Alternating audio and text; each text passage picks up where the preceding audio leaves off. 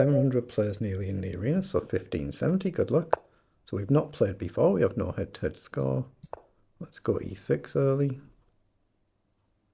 Nearly 600 games for my opponent. I've done a lot more in Blitz. What have I done? 6,600 I've done, although I rarely play 5-minute Blitz. It's not something I do too often, but I'm just going to get castled here. Now I need to get my bishop into play, but I've held off from d5, so the bishop's going to have some access. So doesn't matter where we go. Here, trade. You got to watch out for the queen attacking your knight, but there is a path back. It'll get rid of that dangerous bishop that our opponent has got. Okay, let's just take. Now I think I want to challenge for the center because that bishop's gone. He's playing this really, really quickly. If he pushes here, we have a target, or potential target. That's what he's done.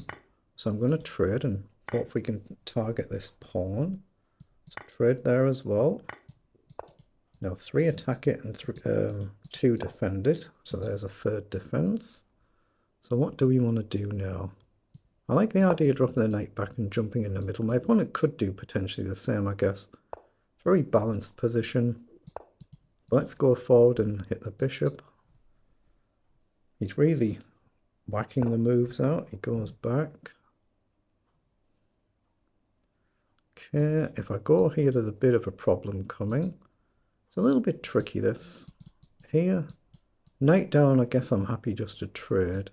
Actually, I'm going to play a pawn up. It does give him a target, but it gives me a potential base for the bishop as well, if I need to try and trade. See what he does. He goes forward. Do we want to match that? I'm not sure we do. Maybe on a light square could be useful. Yeah, I like the idea of pawn forward, and maybe we can redeploy the knight or something. Fix him on light squares because he's got a dark squared bishop. It could become a weakness, of course it could. I want rid of that knight, so I'm going to trade it.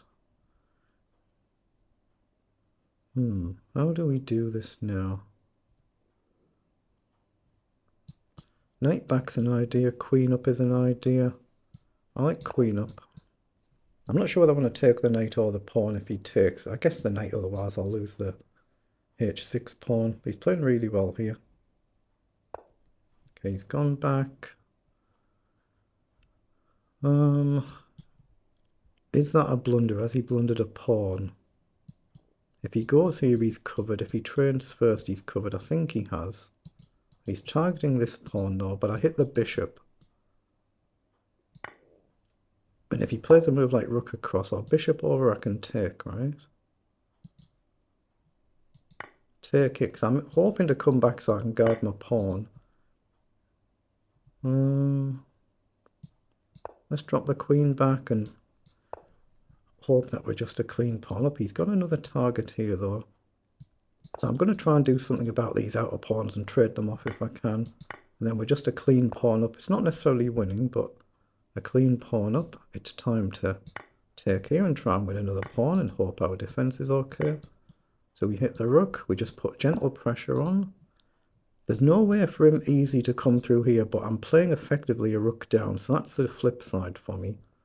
So is there any tactic here? I don't see it. I'm going to push the pawn. I'm going to try and trade pawn for pawn. I'm 2 pawns up, so I can try. Now with this, there's a potential to check and check. Okay, he's gone on a light square. Let's see where he goes, because I'm targeting this pawn. A pawn for pawn would be fine. Oh, but now I can just check and queen. Hold on, he can go here though. So do I activate the rook? Here, I guess he just goes with the rook. Check. King has to step up. Check. Pawn blocks. So I might need the rook here so I can coordinate. But his rook would cover, wouldn't it? Check. Back.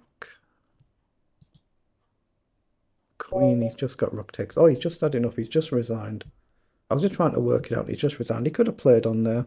Let's see what the engine says that we actually played. There was no need to resign there. It is an arena, to be fair, though, so you might have just thought, oh, I'm losing this one, I'll get on with the next game in the tournament. But let's see if we've played this one all right or not. I say he played it very, very well there, very well. Yeah, 95% versus 88% accuracy. No blunders from either of us. So that's pretty good in this final position. So Queen E2 was given as a mistake. See, I'm debating this, but I think he can just block. Trade. I can't get that pawn. I can just bring the rook into play, and I'm just going to still be a pawn up. But I thought he was all right, but the other option was to activate my rook. So what does the engine say? Put it onto 3 lines. Now, Queen A1 check is the preferred move, yeah. And then rook to C8 and rook to D8 are alternate moves. But Queen A1 check. And the engine is saying actually just move the king. No, yeah, now it's changing to block with a queen. Surely you'd block with a queen. Why would you not block with a queen? Oh, it's insane. I've got rook C8 and you just ignore it. You don't do anything.